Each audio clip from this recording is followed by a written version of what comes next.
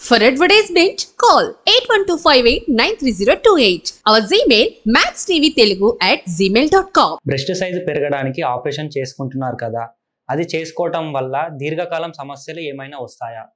నా పేరు doctor Ram Gopal.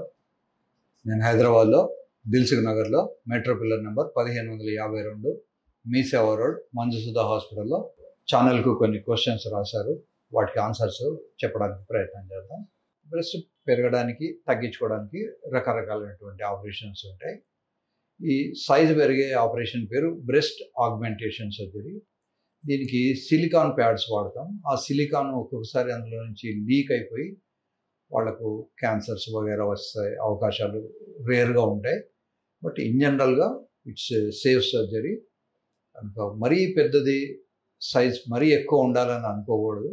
Moderate సైజులో పెట్టుకున్నప్పుడు ప్రాబ్లమ్స్ చాలా తక్కువ ఉంటాయి.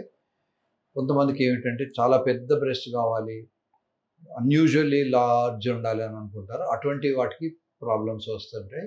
బట్ లాంగ్ రన్లో అది డ్యామేజ్ అయ్యి దాంట్లో నుంచి లీక్ అయితే తప్ప ప్రాబ్లం ఏమీ ఉండదు. It's one of the safe surgeries. Only thing is ఈ బ్రెస్ట్ ఇంప్లాంట్స్ కొంచెం కాస్ట్లీ ఉంటాయి. అఫోర్డబిలిటీ ఉంటే they can happily go for it. Breast implant surgery 1 or 2 days కన్నా ఎక్కువ హాస్పిటల్లో ఉండక్కర్లేదు. Painless surgery.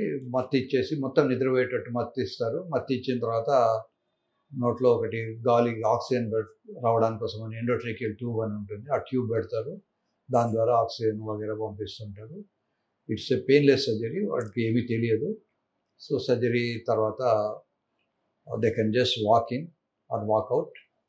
తర్వాత ఫుడ్ కూడా ఆఫ్టర్ 6 to 8 hours సర్జరీ అయిన తర్వాత భోజనం కూడా పెడతాము. నెక్స్ట్ డే ఇంటికి పంపిస్తారు. పెద్ద నొప్పి ఏమీ ఉండదు. సామాన్యంగా ఎబ్డమెన్, అపెండిక్స్ లాంటి ప్లేస్లలో సర్జరీ అయినప్పుడు నొప్పి చాలా ఉంటుంది. బ్రెస్ట్ కానీ, చేతి కానీ, కాలు కానీ, పీనిస్ కానీ వీటిలో వచ్చే సర్జరీస్కి విపరీతంగా నొప్పి ఉండదు, మామూలుగా నొప్పి ఉంటుంది. నవడేస్ చాలా మంచి ట్యాబ్లెట్స్ వచ్చాయి. ఇంజెక్షన్ కూడా అవసరం లేదు. ఇంజెక్షన్ ఒక ట్యాబ్లెట్ కనుక ఏనస్లో పెట్టుకుంటే 12 hours నొప్పి రాకుండా చూస్తుంది. కనుక there is nothing to worry. And nowadays చాలామంది ఇది కావాలని చేయించుకుంటున్నారు. There is nothing wrong in it. ఇప్పుడు కాస్మెటిక్ పర్పస్ అంటారు దీన్ని. మెడికల్ పర్పస్ వేరు, కాస్మెటిక్ పర్పస్ వేరు. కాస్మెటిక్ పర్పస్లో ఏంటి, అందంగా కనిపించాలి అని అనుకుంటారు.